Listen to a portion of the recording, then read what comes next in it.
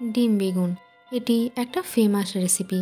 অনেকেই অনেক রকমভাবে করে থাকেন। একবার এইভাবে ট্রাই করে দেখুন। খুব সহজ একটা রান্না, ভাত রুটি সব কিছুর সাথেই জমে যাবে। থাকছে একটা সিক্রেট মশলা, তাই ভিডিওটি একটুও স্কিপ না করে পুরোটা দেখতে থাকুন। এখানে 3টে মিডিয়াম সাইজের বেগুন নিয়েছি। প্রথমেই বেগুনগুলো এইভাবে কেটে নিয়ে সেদ্ধ করে রেখেছি। ভিডিওটা বেশি লেন্থলি যাতে না হয়, তাই বয়েলের ব্যাপারটা আগের থেকেই করে রেখেছি। এরপর সোজা চলে যাচ্ছি মেন প্রসেসে। কড়াইতে তেল দিয়ে দিলাম। এখানে রান্নাটা সর্ষের তেলেই করবেন, টেস্টটা বেশ ভালো লাগবে। তেলটা ভালো করে গরম করে নিতে হবে। তেলটা গরম হয়ে গেছে। এরপর 2টো মিডিয়াম সাইজের পেঁয়াজ কুচি, 2 থেকে 3টে লঙ্কা কুচি আর একটা টমেটো কুচি দিয়ে দিলাম। এখানে লঙ্কাটা কে কীরকম ঝাল পছন্দ করেন সেই মতোই ব্যবহার করবেন। এগুলো ভালো করে ভেজে নিতে হবে।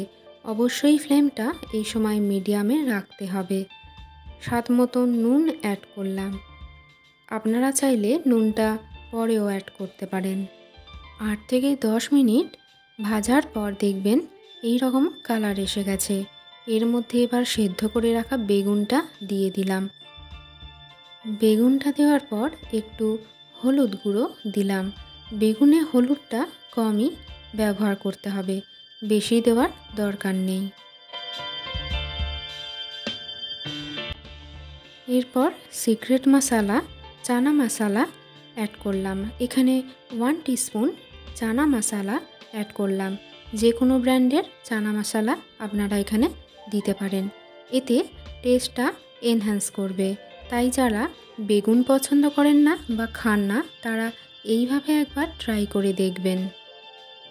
এরপর একটু গোলমরিচ গুঁড়ো দিয়ে দিলাম।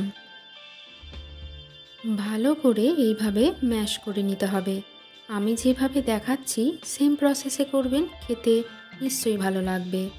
এইভাবে ফ্লেমটা মিডিয়ামে রেখে 15 থেকে 20 মিনিট পর দেখবেন টেক্সচারটা এই রকম এসে গেছে।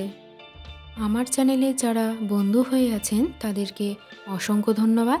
আর যারা এখনও হননি তারা এই চ্যানেলের সাবস্ক্রাইব বাটন, পাশে থাকা বেল আইকন প্রেস করে দেবেন। যখনই এই চ্যানেলে ভিডিও আপলোড হবে সেই নোটিফিকেশন আপনারা পেয়ে যাবেন। এবার এটা একটা পাত্রে তুলে সেম কড়াইতেই তেল দিয়ে ডিমের ভুজিটা করে নিতে পারেন, বা আলাদা ফ্রাই প্যানেও করতে পারেন। তবে আমি সেম কড়াইতেই করে নিচ্ছি। এখানে আমি 2টো ডিম নিয়েছি, একটু গোলমরিচ গুঁড়ো আর প্রয়োজন মতো নুন দিয়েছি।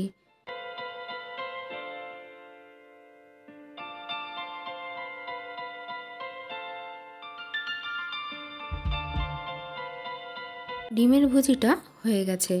ডিমের ভুজিটা হয়ে যাওয়ার পর তৈরি করে রাখা বেগুনটা এর মধ্যে দিয়ে দিলাম। 2 থেকে 3 মিনিট কুক করে নিলেই রেডি হয়ে যাবে ডিম বেগুন। এবার লাস্ট ফিনিশিং একটা প্লেটে এটা তুলে নিয়ে একটু কাসৌরি মেথি ছড়িয়ে দিলাম। অনেকভাবেই আপনারা ট্রাই করেছেন এই ডিম বেগুন রেসিপি।